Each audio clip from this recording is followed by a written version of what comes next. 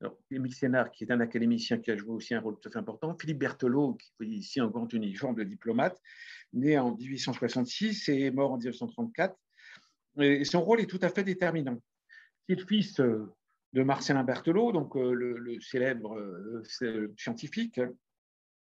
C'est aussi quelqu'un qui est très proche d'Aristide Briand. Donc, en fait, il a cette notion aussi d'une espèce de volonté pacifiste au lendemain de la Première Guerre mondiale et surtout, effectivement, d'une volonté que il a le sentiment que la première valeur française et la première valeur qui, à l'étranger, porte, c'est sa culture et la manière dont la France peut aborder la culture des pays dans lesquels elle veut exercer sa zone d'influence. Donc, son rôle est tout à fait fondamental et c'est lui qui pousse et va donner une ampleur absolument considérable grâce aux services qui viennent d'être créés, le service des œuvres françaises et l'étranger en particulier.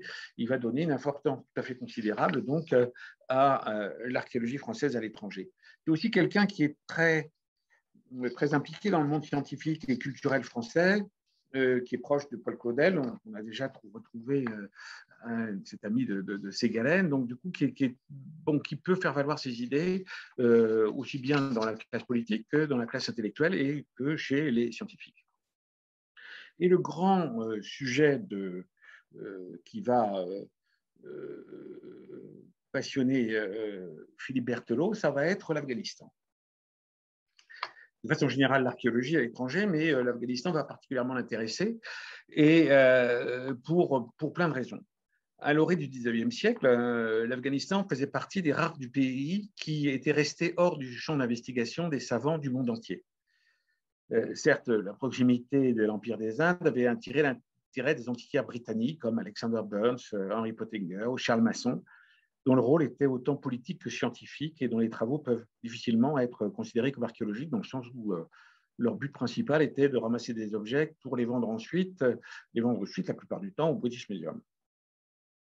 Un ensemble de facteurs très divers vont alors faire de l'Afghanistan un nouveau champ de rayonnement de l'archéologie française.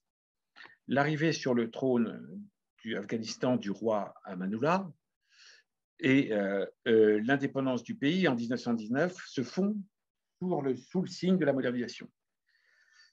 Instruit par la manière dont les volontés de modernisation de ses voisins ont ouvert la porte aux appétits impérialistes, il entend procéder avec prudence.